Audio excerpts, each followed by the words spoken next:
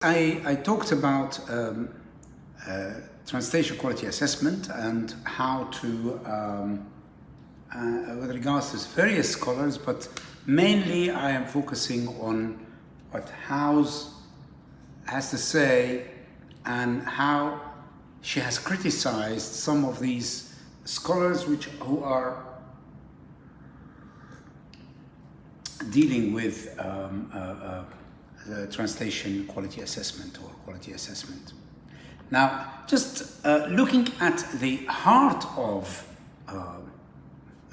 based on the past 3 episodes that I talked about, in which I talked about TQA, here in the last episode I just said about the model, which has got the analysis. You have to analyze the text, whether it's a source text and target text, situationally and functionally, in order to assess the translation and see if it's adequate or not, based on 2 dimensions, and the 2 dimensions are a dimension for the language user, and where they talk about geographical origin, social class and time, and then the other dimension is the dimension of language use. And of course, in this one, you have 5 different elements which are used by Crystal and Davis in 1969. And this is what they are. They are medium, which means whether, which can be considered as interpersonal in the medium.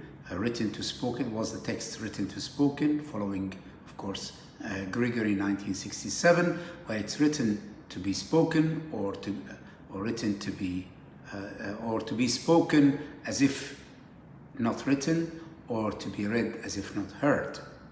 And I will, in the next video, I will show you some examples in subtitling, which I hope that they will be useful, or can show you how I applied the model, House's model, onto subtitling Meet the Robinsons, which is a cartoon, a feature cartoon film, how I applied it and what are the issues that I faced and how I explained them to you.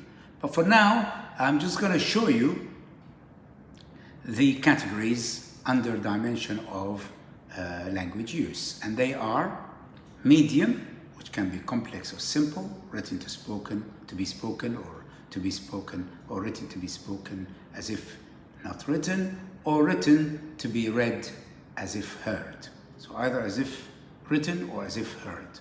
And of course, in subtitling, it is written to be read as if heard. But this is the idea of that. So medium is one, participation is another.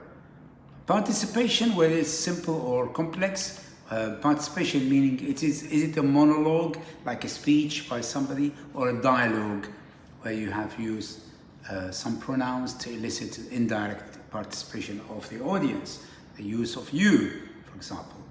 Or if it's number 3, so number 1 is medium, number 2 participation, number 3 is social role relationship, which is relating to equality and who is in authority, who's speaking. That's the power relation that Venuti talks about, and the ideology and translation.